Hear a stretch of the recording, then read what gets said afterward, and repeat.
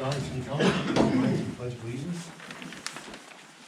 I pledge allegiance to the flag of the United States of America and to the republic for which it stands, one nation, under God, indivisible, with liberty and justice for all.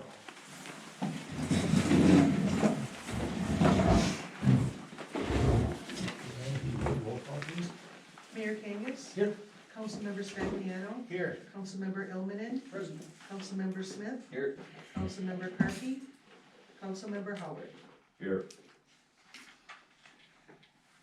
Okay, number 4, approval of agenda. I guess we have to do an update of that, correct? Yeah, we'll remove 9.6 delinquent utilities to the tax roll. That'll be on December's agenda. That's because the treasurer is out currently, correct? Make a motion to amend the agenda. Okay, Councilman Smith, have a second? Second. Okay, Councilman Millman. Okay, all those in favor say aye. Aye. Against? Make a motion to approve the agenda. Second that. As amended? Yeah, you could have just done as amended if you wanted to, We were but told that's it had fine. to be separate before. Two motions. Motion to approve. Second. Okay, Councilman Millman, okay. Okay, all those in favor say aye. Aye. Against? Okay. Number 5, public hearing, 3 minutes each.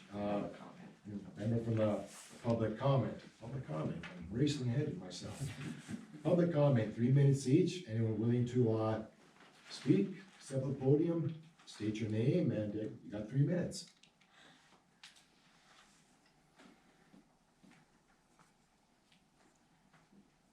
Okay, I'll close public comment.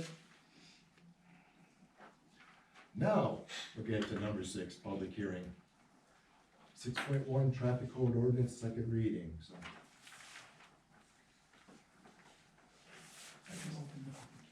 Okay, did I open the public hearing?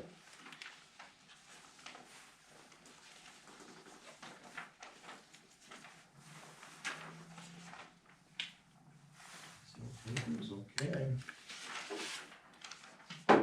Close the public hearing.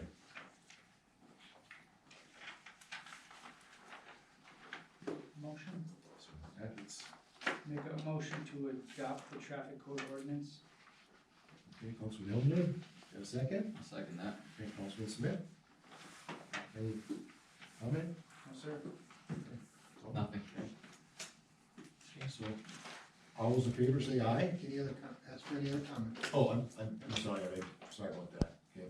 Anyone else have a comment on that? Sorry about that.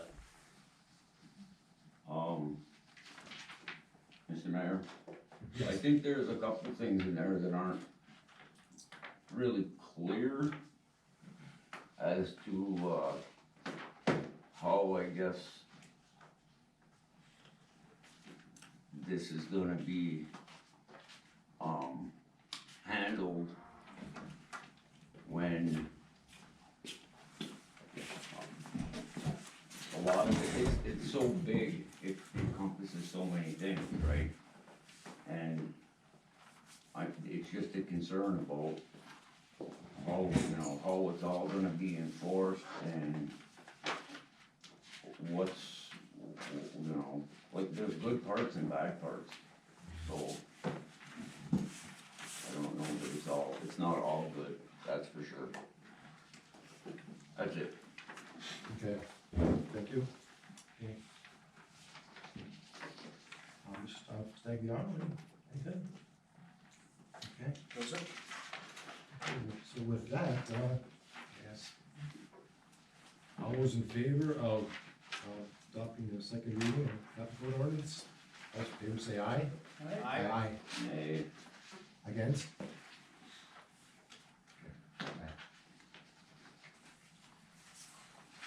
Councilmember Stagliano. Yes. Councilmember Ilmenin. Yes. Councilmember Smith. Yes. Councilmember Howard. Nay. Mayor Kangas. Yes. Motion passes 4-1. Okay. Okay, now to number 7, unfinished business, 7.1, 2024 budget resolution.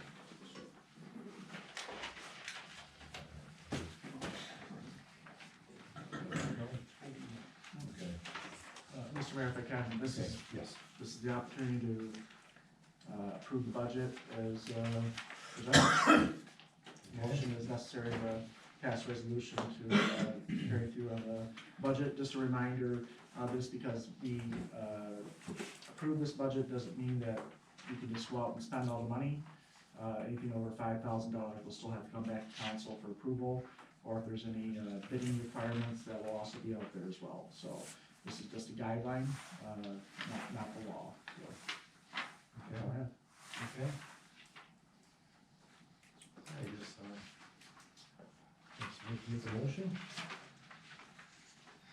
I'll make a motion to approve the resolution adopting the 2024 City of Negaunee budget.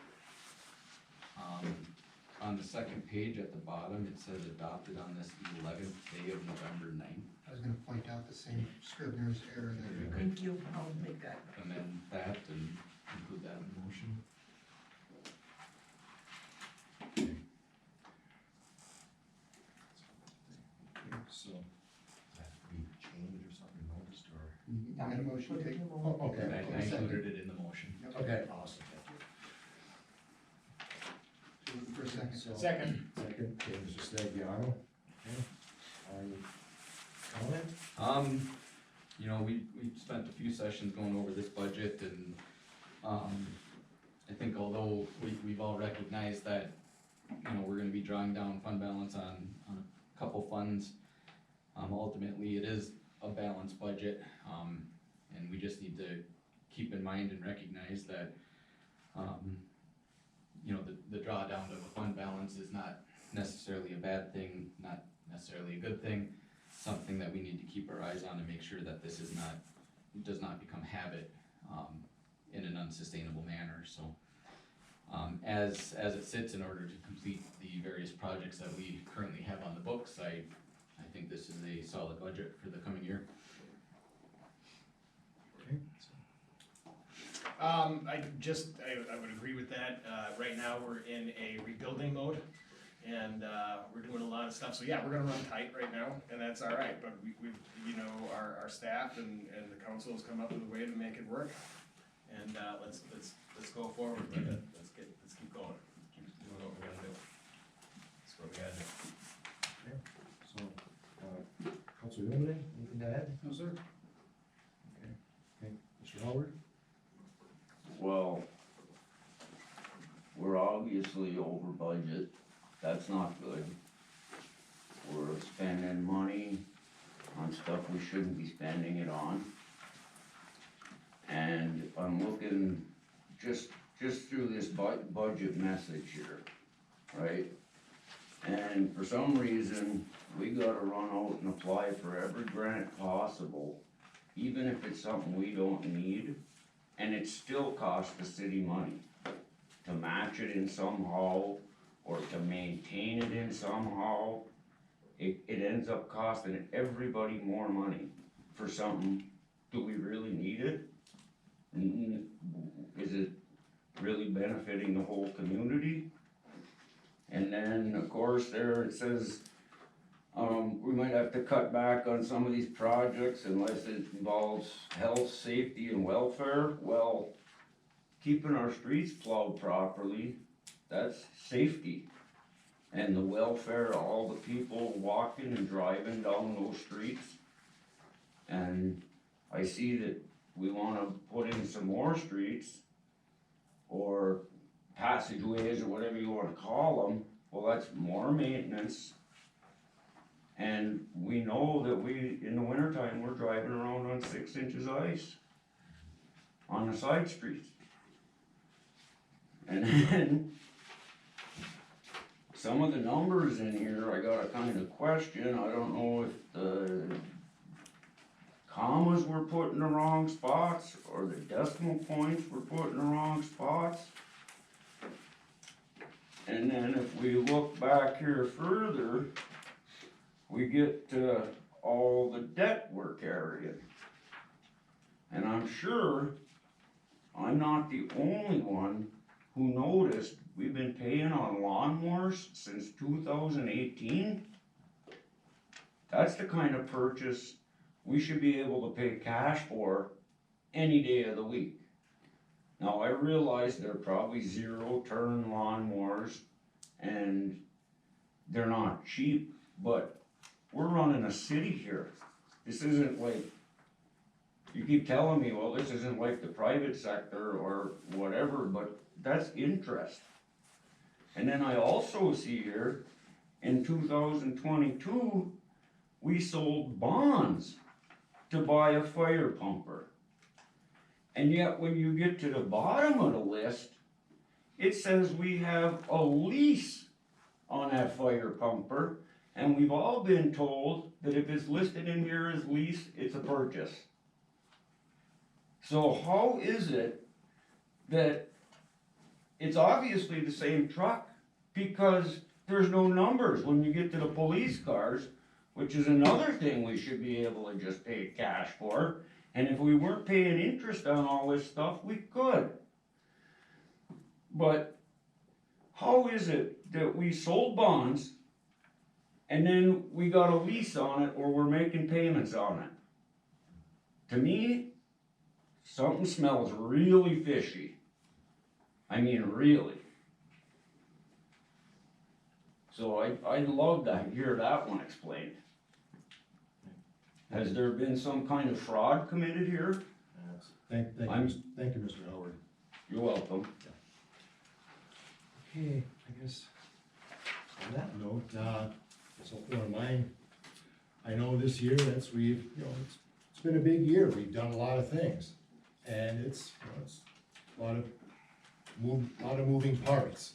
But as I read through it, I see it's gonna have a combined effort with department heads and people in the know for which how things that we need and what things need to be spent on, and it's the numbers. And I've really always said that I'm not the strongest numbers person in the world, but I have faith in the people who are making those decisions, and I also understand what our auditors have been saying to us in previous meetings. So like what Mr. Smith said, yeah, that's kind of, looks a little big, but then again, we gotta make investment in the area, so I guess that's all I got, so.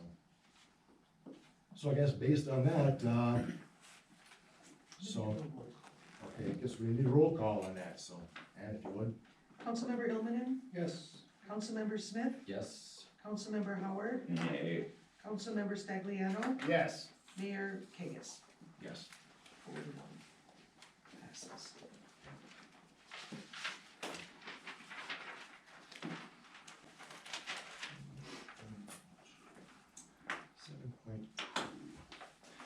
Seven point two, city financial policies.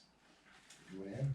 At the request of Nagani staff, WPPI Energy prepared a rate study to adjust rates to meet the revenue requirement of the proposed 2024 electric fund budget and to incorporate changes to the rate structure.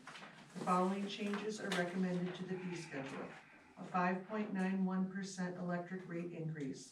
This will adjust the 2024 revenue to match the proposed electric fund budget with a net income of $9,515.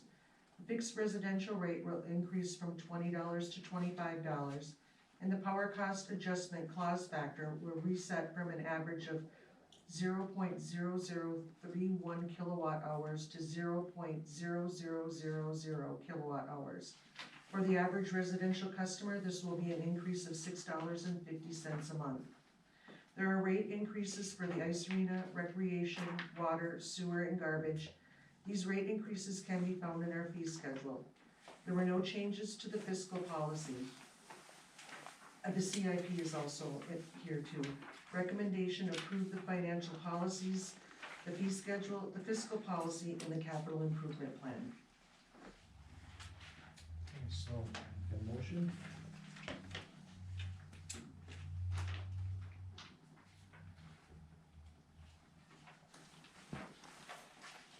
Make a motion to approve financial policies, fee schedule, fiscal policy and capital improvement plan. It's Councilman Smith. I got a second. Second. Councilman Stagliano. Any comment from Councilman Smith? Well, point of clarification, I guess, on one item here, the references a $6.50 per month increase. Mhm. That's just in reference to the electric one? Yeah, so $5 on the, fixed rate, the rest will be on the meter rate, so. Okay, and then I'm thinking of my bill, electric, water, sewer, garbage. We're gonna see more than a $6.50 increase. That's just on the Yeah. electric, yes. Okay. Yep. Just trying to be transparent here, make sure we're not hiding anything. The budget, message has more Yep. clarifying factors in it for you. I guess, my first comment would be, nobody likes to see prices go up, but obviously, it's just a fact of life. We're ultimately passing through, electric services in the form of purchase power, we're passing through water that we purchase from another organization, we're passing through, wastewater treatment that's provided by another, entity within Marquette County.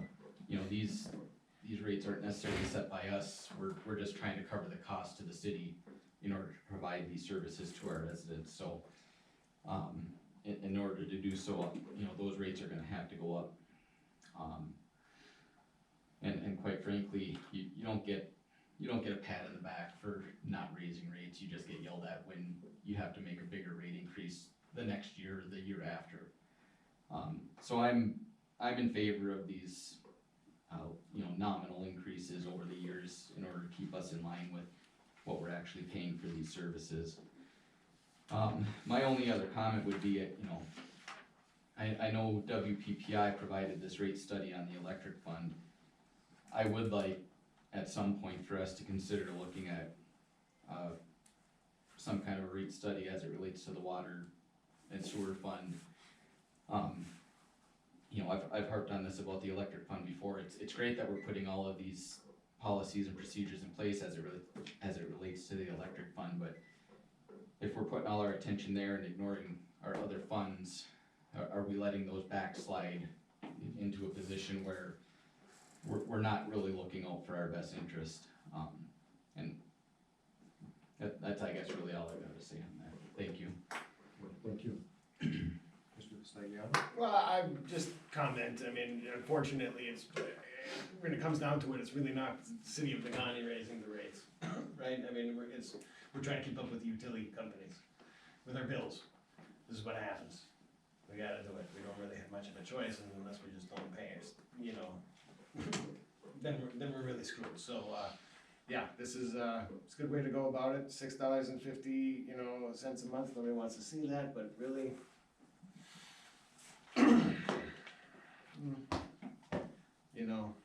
it is what it is. So I'm fine with it. Mr. Ullman, add anything? I think totally got everything I could have thought about. Mr. Howard? Well, once again, I guess I worry about the numbers here. It says we'll end up with a net income of 9,515. But if we have 20 more people paying utilities, including electricity, it seems to me that at $5 a month, that'd be 14,000. So is it that our costs are going up? So with these raises, we'll only have that 9,000 left out of 14, at the end of the year, out of the 14,000 a month? Or is my math wrong? Mr. Mayor and council, the rate study is based on the current budget, which is if every dollar was spent, that's what the net income would be at the end of the year. In my experience so far, we sometimes spend all that money and other times we do not. There's a projected, there was a projected, shortfall in that fund, and right now it says it's sitting at 9,515 for income made over expenses for the proposed year. And this is just a guideline again, so. Just a guideline. Okay. Thank you. And Mr. Mayor, if I can, just for, council knowledge and the public, since we're talking about this openly, one thing is our garbage rates go up every year because we are contracted to do that. We have I believe a 5-year contract or 10-year contract in, do you recall? 5-year. 5-year contract with this company, so those rates will always go up every single year. And they are all, these documents are sent out to everybody's household every single year, so we don't hide the fact that we raise rates. We let people know what's happening. Our electrical rates, we have not increased the kilowatt hour rates until 2022, and that went from a 0.1405 to 0.1554, so roughly 14 cents to 15.5 cents. On our water rate, we have not increased our water rates until next year, and our sewer rates, the same thing, except for in the meter charges, but not on the actual usage charge. And that's all I just wanted to report on that for you. And these same documents with this data will go out to all of our residents and businesses in Negaunee upon adoption. And once we get all the documents all set to send out sometime around January, February, so. Okay, thank you. Okay, so I guess I don't have anything to add to it. Mr. Smith covered it very well, so. I guess on that, all those in favor say aye. Aye. Against? Nay. Me. Councilmember Smith, Yes. Councilmember Howard, Nay. Councilmember Stagliano, Yes. Councilmember Ilmenin, Yes. Mayor Kangas. Yes. Motion passes 4-1. Okay, we're gonna go to number 8, new business. 8.1, council member registration and vacant council seat. Enclosed is a resignation from past Councilmember Dana Lalonde. There is also an attorney's opinion regarding the vacant council seat. Recommendation, accept the resignation.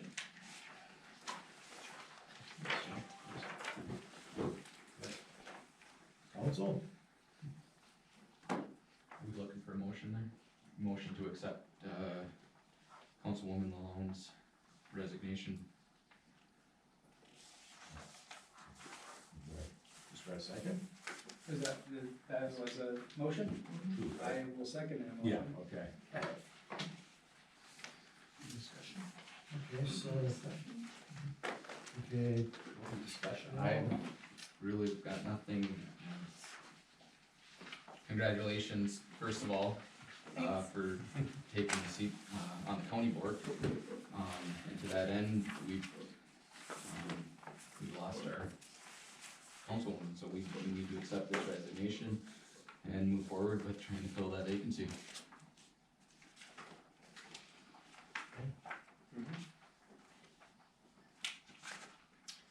Anything? Well, it's been a pleasure. Are we, I don't even know how to ask this question, with the recent election results of. Yeah, I guess we gotta go through this first, Yeah, and then, I'll turn it over, when we get to the next part, I'll turn it over to the attorney, and he'll give what options we have for, the next couple of things, so. But we gotta, get through, Well, then I jump will- through this rabbit hole I first. will await this rabbit hole so I can explore the next one. We got a second, correct? Yes. Yes, okay. Any other discussion? Okay, Mr. Stagliano, anything? No, my question is just about the open seat. Am I, We'll get there. Mr. Howard, take a drink, and then, Oh, I'm sorry. Mr. Howard. Sorry. Congratulations, Dana, and I hope you have good luck there, and go on to do good things, and you could be president someday too. That's it. Thank you. And, if I may, Dana, it's been a pleasure, serving on council with you. Haven't always seen eye to eye, but some of we got through things. And I wish you all the best on the board of commission when you represent Negaunee and also Richmond. So, congratulations. Thank you. So, we'll vote to accept. Yes. Okay, so all those in favor of accepting resignation, say aye. Against? Okay. Okay. Now for the, Jeremy talked about. okay, now for the vacant seat, if I may turn over to you, Mr. Pickens, and kind of give what our options are. Thank you, Mayor, and again, congratulations, Councilwoman Malone. The vacancy is something we've dealt with several times, on this council, and you have some options according to your city charter. You can appoint somebody to fill out the vacancy, and it's just until the next general election. Or you can, hold a special election. A special election would be at the next, would be in May, the next the next possible time for an election. Based on, the fact that there's really only about 9 months, no, I guess it's closer to 12 months at this point now until the end of the term, before the next election.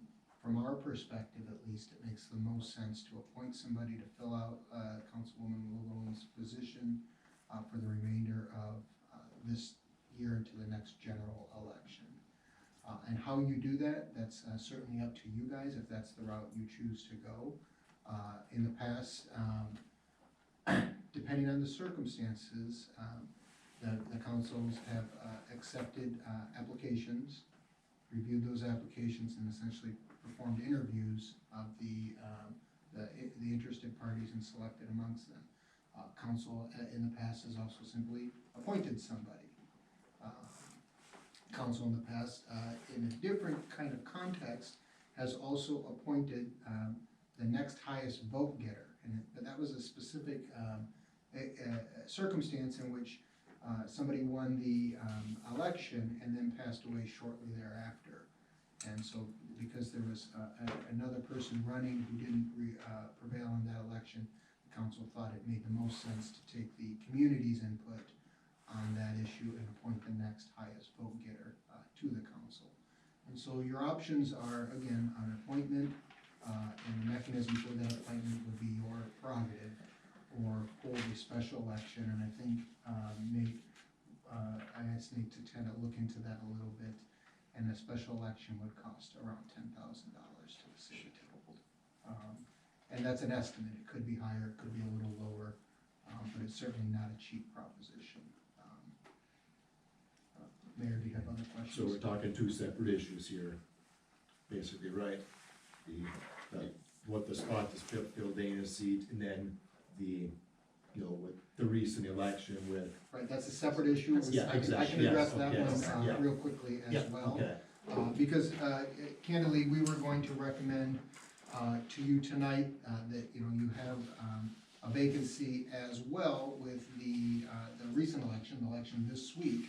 But we were corrected on that by the county, which reached out to the state and said, in this situation, when someone gets votes, but they're not alive anymore, like Mr. King, unfortunately, was deceased before the election, but after he was on the ballot and the ballot was finalized, the state law says those votes don't count.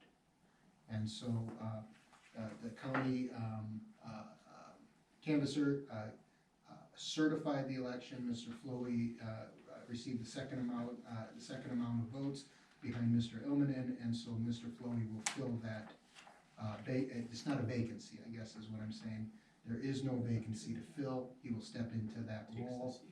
And so the only vacancy, the only issue that this council needs to concern itself with is Councilwoman Malone's vacancy.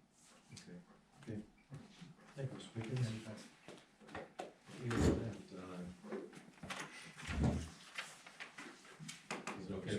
motion on the matter? I think that's appropriate, yeah. Okay.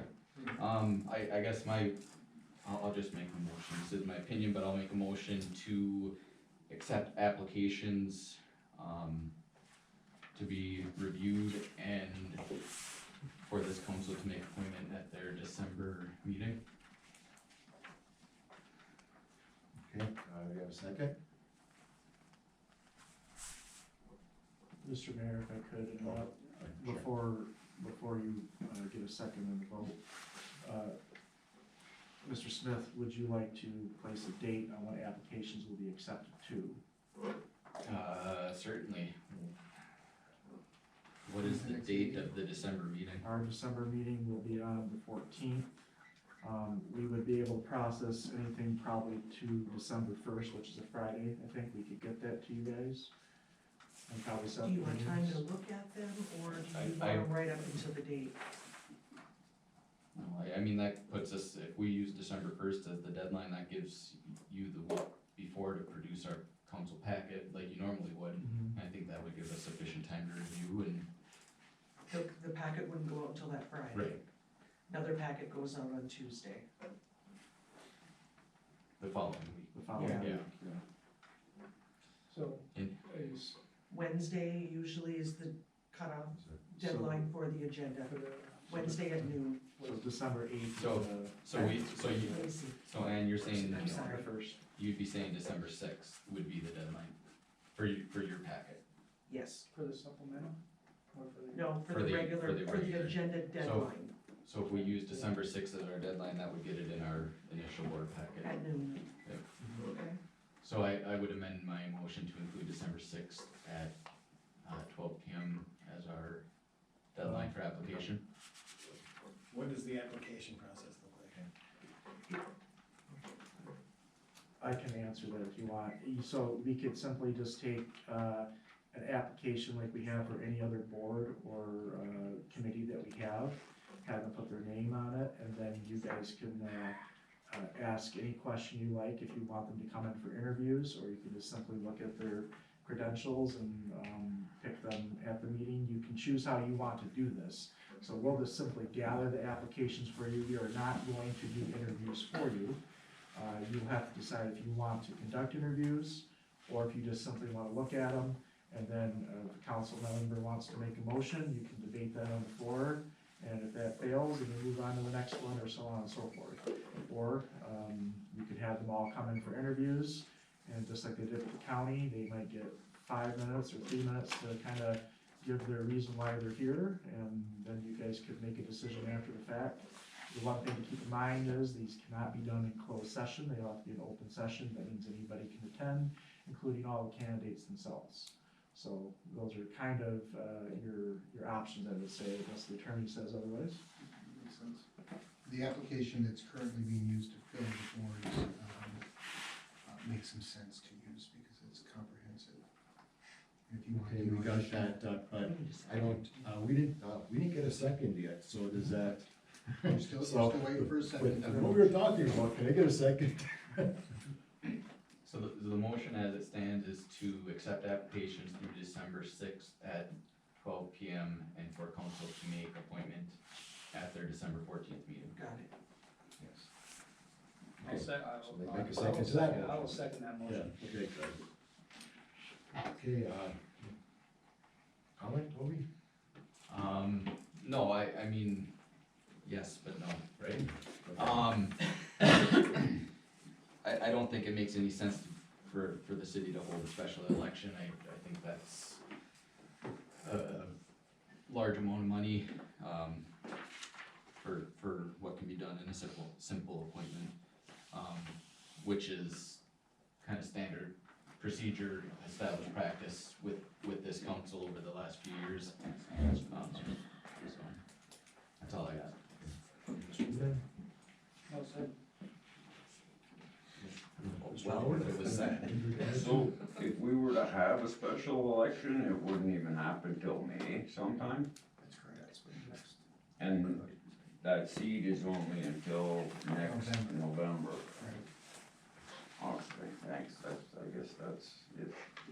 Mr. Smigiano? No, I don't have anything. Yeah, okay. Okay, well, my first year on council, I was appointed. If I remember right, I was the only one who turned in the paperwork, so I was appointed for my first year, and then from there on, I ran for my second term, and that was my introduction to council, so it was a nice slow step into it, so I appreciated it, and I liked the process of it, and it just seemed to be the fairest way to go, so I'm for it. Mr. Mayor, if I could add, so if this motion does pass, which I assume it will, staff will put out information to the public via Facebook at City Hall.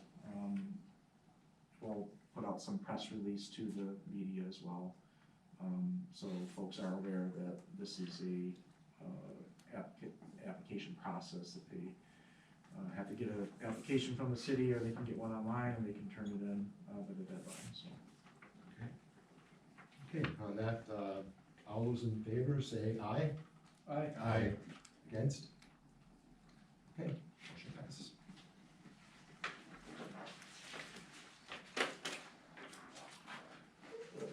Okay, number 8.2, Lake Superior Community Partnership Economic Development Plan. We have Mr.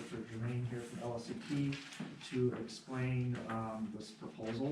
One thing that I will note is the proposal will cost us $7,661. It is budgeted for. There will be a grant that is provided to us by the MEDC to cover 75% of that, so our share will be just a little bit over $1,900. This will replace the Moving Forward Economic Development Strategic Plan, which is coming to an end. It was a 5-year plan. This will also be a 5-year plan, and this is also part of our requirement to stay certified as a RRC community, and also the Moving Forward Economic Development Strategic Plan was our guiding light to get us to the places we are now. This new one, Forge Your Adventure, will be our next one for the next 5 years that will drive our economy, so. Mr. Mayor? Okay. Yeah, I don't have a formal presentation for y'all tonight. I think you've seen the proposal.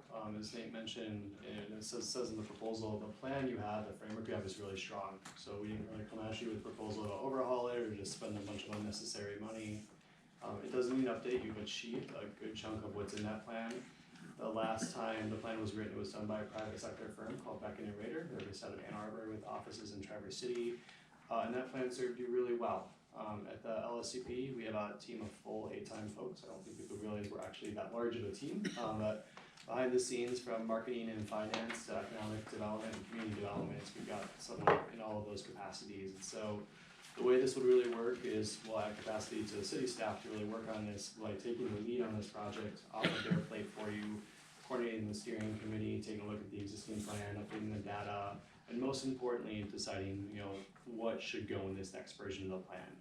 It's quite frankly, it's a good time as well. If any of you have followed news in the economic development world, it's basically impossible to follow right now. There's too much going on. There's too many new tools. There's so many new policies coming out at the state level, and it's a great opportunity in this stage to update your local plans so you're taking advantage of all of those tools and those trends. So the way we write a proposal is, right, if you get the 7661, you can tell we really took a very sharp pencil to this one. We didn't do any rounding or anything.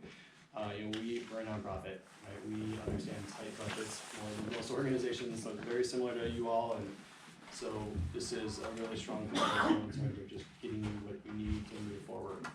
I also say, just related to that, congratulations on Development Ready Community Certification. We celebrated that on, was it Monday, Nate? I was your Development Ready Communities Planner for years prior to stepping into the CEO role at the LSCP. That program is not easy to get through. And so by design, so congratulations for that, and this will certainly keep you in alignment with those RRC best practices. So I'll stop there, but I'm happy to answer any questions you may have.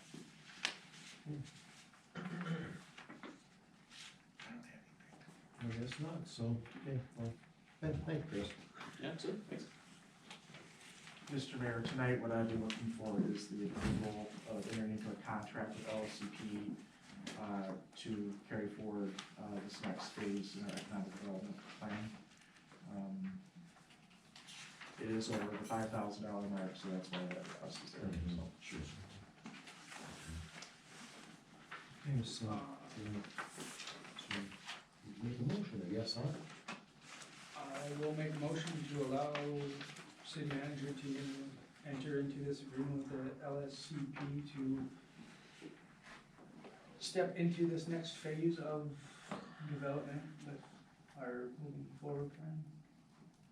Close enough. I second that. Okay, seconded by Councilman Stagliano. Okay, any comment, Craig? No, I think we're forging ahead. Tony? Just, thank you.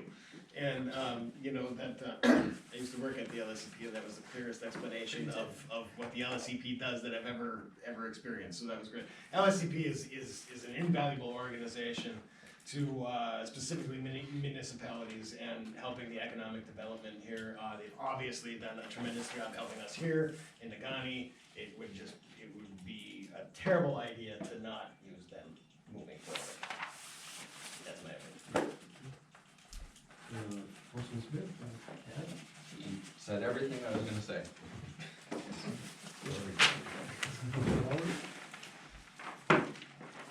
Well, it'd be nice if they do it for free, that's for sure. That's it. Okay. Yeah, just don't have anything to add myself, I know that LSCPs have been doing a good job for us, so let's continue the partnership. Appreciate it. So with that, all those in favor say aye. Aye. Against? Okay. 8.3, EDA presentation.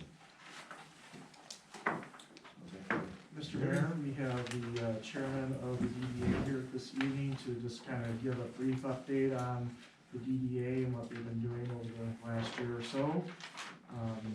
Mr. Gary Wilson. Yeah, Gary. Thank you, Your Honor. Before I start, I just want to say thank you to the council members. Having served on Ishpeming's council for 12 years, it can be a thankless job at times. No one does it for the money, but you do it because you care for your community, so I appreciate the fact that you folks are willing to serve your community and try to do things to improve your community. With that said, I go back, quite a ways. A lot of you folks remember Kimmy Peterson. Kimmy and I were mayors at the same time, and we used to commiserate in both our communities with projects and things going on and stuff.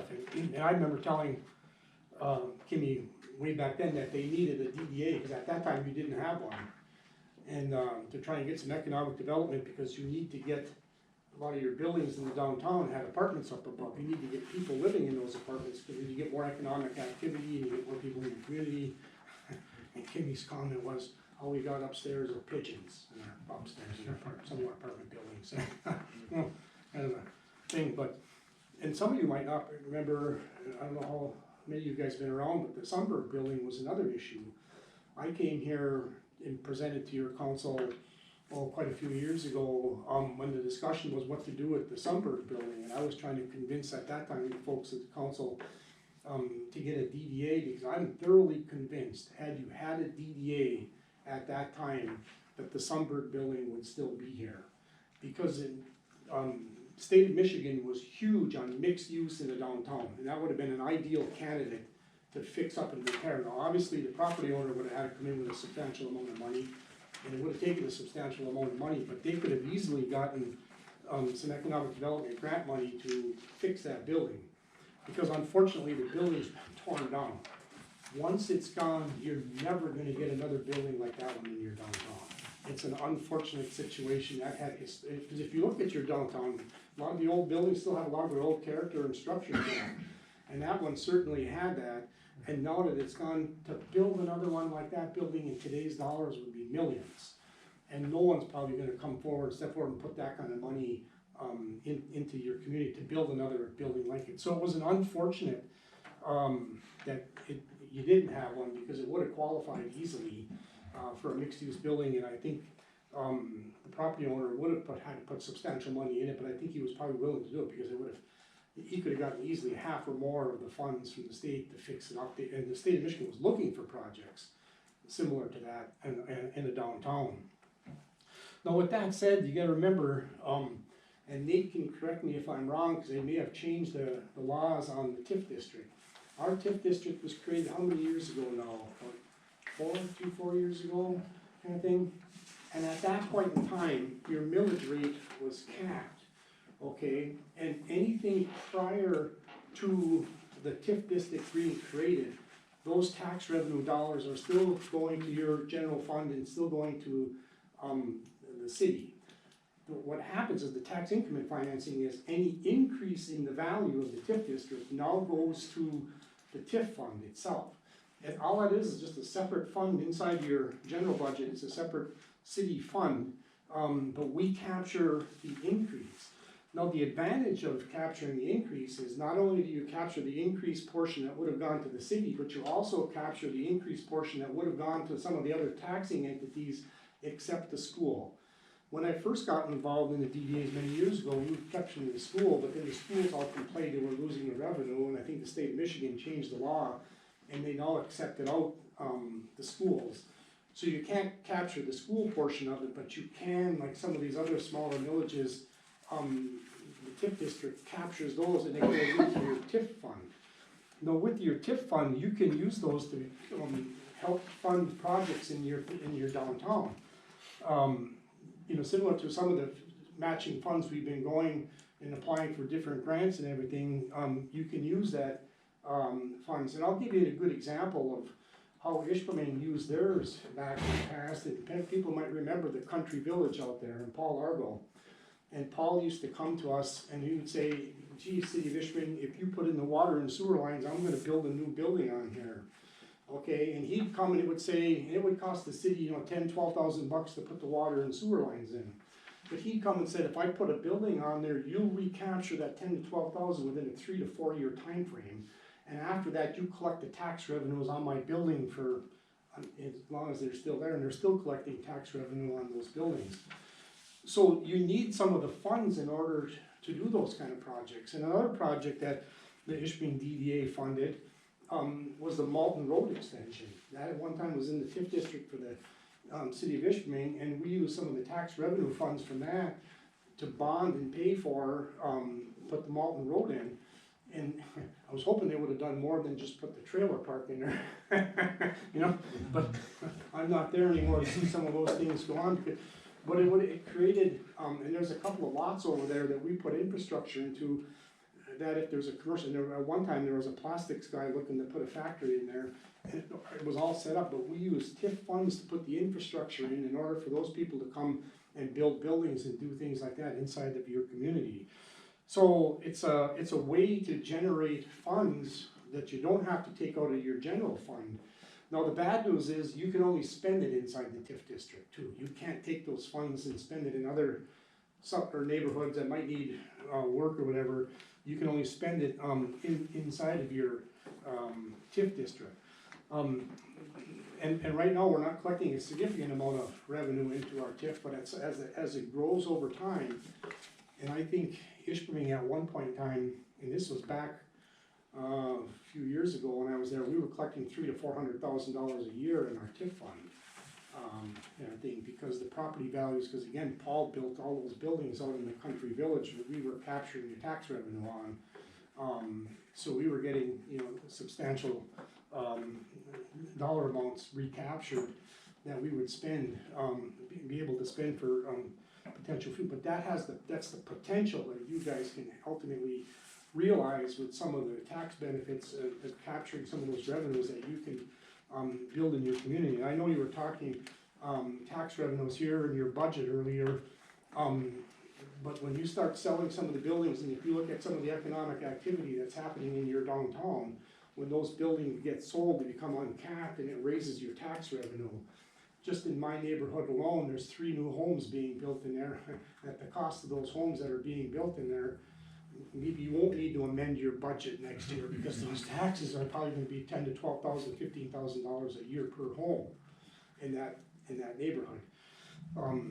But that's some of the things that you can get, and if you take a look at your downtown, over the last couple of years, there's been a substantial amount of people buying properties in the downtown and making substantial improvements to them. Some of it's been in partnership with the TIF district, because some of the buildings that have been building, they got facade grants and things from the DDA to help make those improvements. But it substantially improves your downtown look, and if you look at your downtown now and Main Street, or Iron Street, I think, compared to what it was, say, 10 years ago, anybody just say it's a huge improvement and a huge draw, and it's gonna encourage more people. And I think that our seat thing that was just recently approved, what a huge benefit that thing is going to be. What an asset to the community to have that designation and have some people come in and willing to put money into your community. Those are the kind of things through your TIF that you can accomplish along with that. I think it's a huge benefit to the city going forward in terms of making other substantial improvements and getting some other buildings and things fixed out. Because with that, in addition to making some of the infrastructure improvements, there's been some future events and things that we have been doing downtown. The ski rail jam thing, I'm not a big ski board guy or snowboard guy, but I think that's a huge hit every winter. I mean, kind of thing, the Heiki Lunta, we've been helping to support. There's other events that are held in your downtown that we've also helped participate in, and if not necessarily encouraging them, but we've done things to help them sponsor their events that bring people down to your community. Because if you think of it, a lot of times people ride by on the highway out there, but do they get to your downtown? It's a matter of getting them to downtown. But if you can hold some of these kind of events and things in your downtown, it gets people down here to see, hey, that there are things down here. You know, like the bike shop now, and some of the other things, and the coffee shops, and the other restaurants and things that are coming. Hopefully the fellow will get that sandwich shop going. I mean, there's more things going on in your downtown now than there were several years ago. And a lot of it's been in support and in coordination with your DDA.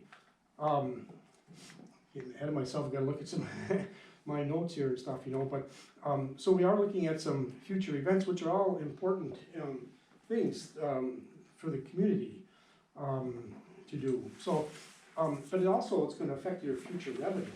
Because as we continue to make improvements either into the buildings in the downtown and stuff, and as they get sold and resold, you're gonna increase the property values and the tax revenues.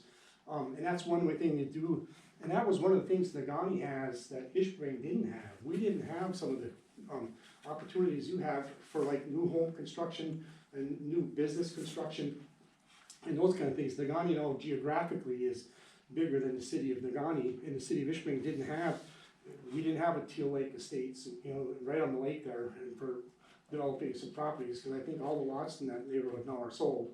And there's only like maybe 1 or 2 lots that don't have houses on them, but they're, I would suspect the tax revenue in that subdivision alone are probably several $100,000 a year on the houses that are in there. So those are the kind of things in downtown, improving some of the buildings you can recapture as they're sold to help out in the future. So those you can recapture that revenue. So as far as I'm concerned, I'm a big advocate of DDAs and TIF districts in general, because I think there's a huge economic development to help with your city. And I'm gonna close with, if you want your city to die, get rid of your DDA and cut your budgets in half. Guaranteed the city will die over time. But if you want future growth, if you want economics things, if you want opportunities for your kids and things, you need to encourage some of the economic development that's been going on. And you need to encourage some of the buildings and keep doing on. And I've always wanted bump outs in downtown Ishpeming when I was there. And I got shot down because they said they were too hard to plow around. And now we got them in Negaunee, thank you.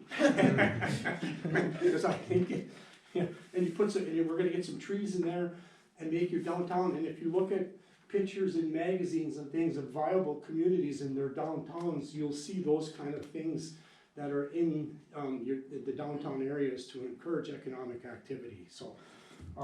With that, I appreciate it, I'm happy to answer any questions if folks might have any, questions on that at all, or any questions for me on anything at all? No? Well, thank you for allowing me to come, this opportunity to come and speak tonight and for a chance to, serve on your DDA. I told Nate I'd help him get her going and get it started, and in a year or two, we're gonna turn it all over to Nate kind of thing, but I think you can, without a doubt, you've seen some of the benefits of a Tiffin DDA in your community within the last couple of years. Thank you. Thanks. Thank you, Gary. Okay, moving on to number 9, consent agenda. 9.1 minutes, October 12th, regular minutes, October 26th, special minutes. 9.2, claims and accounts. 9.3, revenue expenditure reports, estimated trial balances. 9.4, senior center grants, and 9.5, traffic patrol orders. So, motion, accept? I'll make a motion to accept the consent agenda as presented. Mr. Stagliano, Second. seconded Mr. Smith. All those in favor say aye.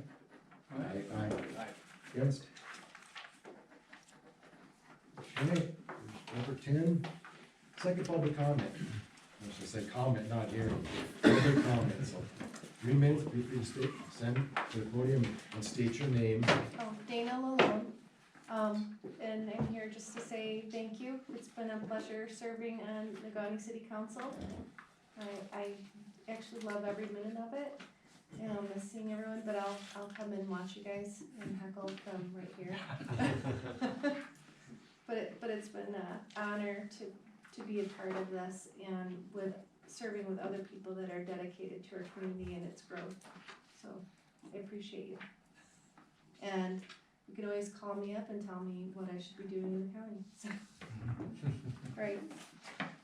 So we wrote your number, Dana. I know. Okay. Anyone else want to comment?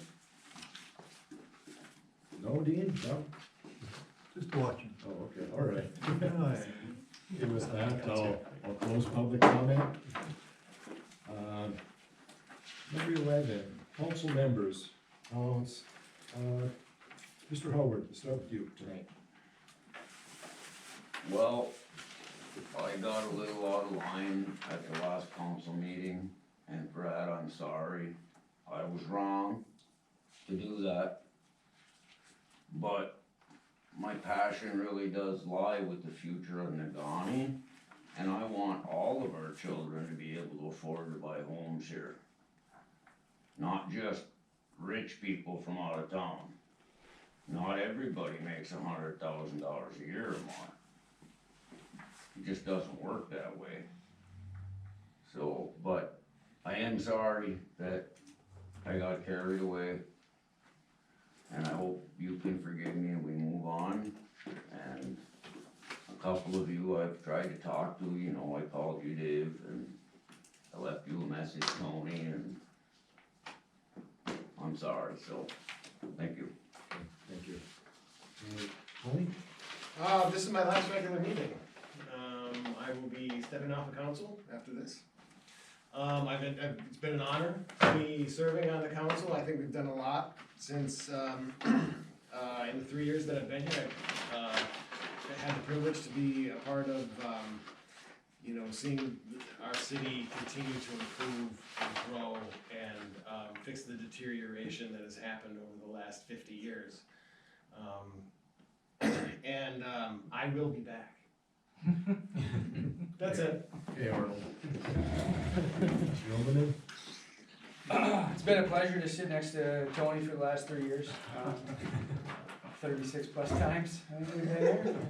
And just moved around. Welcome back, Kevin. And it'd be thank you to the voters of the city of Negaunee for allowing me to do this for 3 more years. And sit next to Kevin and Matt here next month. And we'll keep trucking. Thank you. Mr. Smith? Yeah, congratulations to Craig and Kevin. Looking forward to continue to serving with both of you. congratulations again to Dana. You know, represent us well.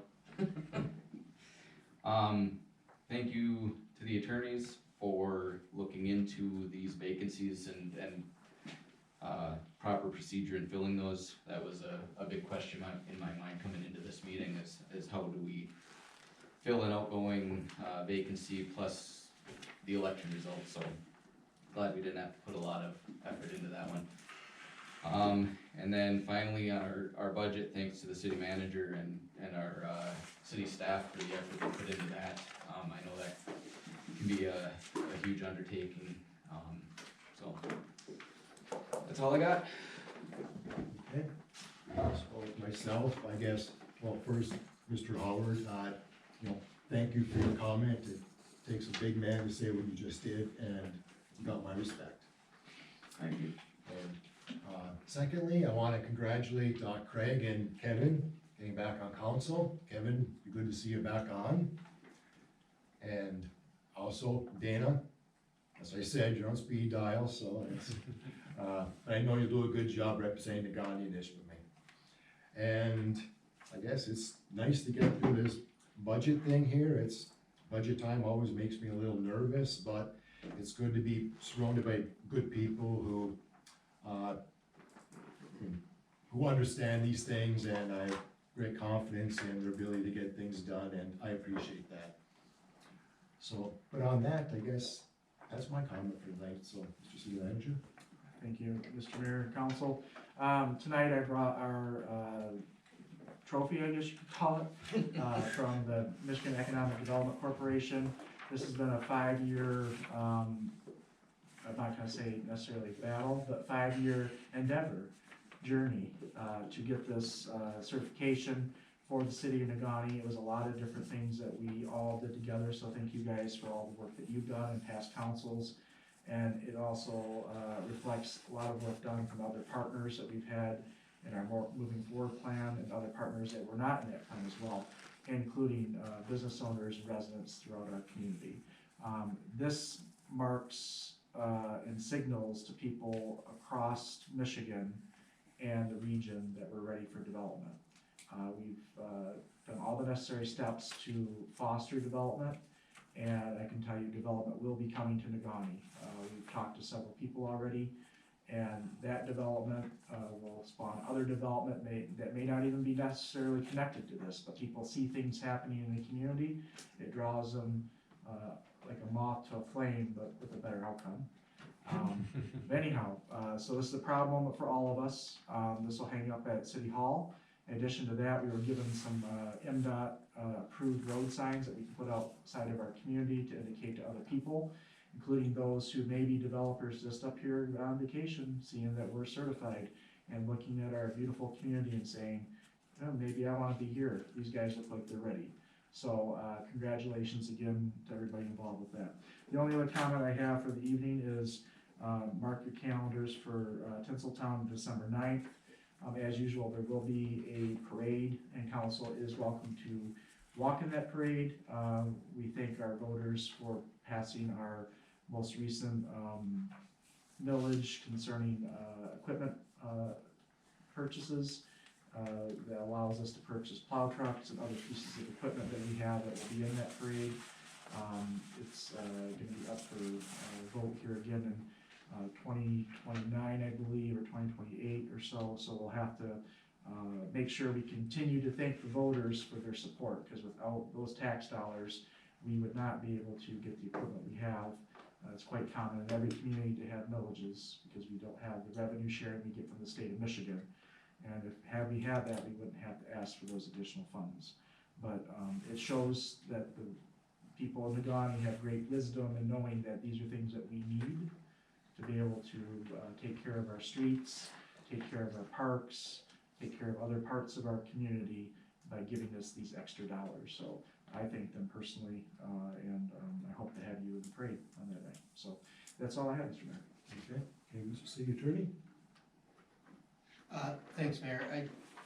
At the risk of overstepping myself just a little bit, I go to a lot of council meetings, a lot of municipal gatherings, and Nagani is consistently one of my favorite communities to work with. And I wanna continue, to encourage you guys, to listen to each other, to, work together even when you disagree. There's nothing wrong with disagreeing. We all come from different backgrounds, we all have different ideas. But I wanna remind you, and it sounds like we're on the right track, we're all on the same team here. We're all here to do what, the best we can for the residents, the visitors, and the business owners of the city of Nagani. And I just remind you to keep the decorum up. We see a lot of communities in the news right now in the Upper Peninsula in the news for the wrong reasons. And Nagani, at least in my tenure here, has not. And so I'd like to encourage everybody to keep an open mind and, you know, work together, again, at the risk of overstepping myself. Thank you, Mayor. Thank you. Okay, with that, number 12, you get a motion for adjournment? I make a motion to adjourn. Mr. Young and Mr. Howard, all in favor say aye. Aye.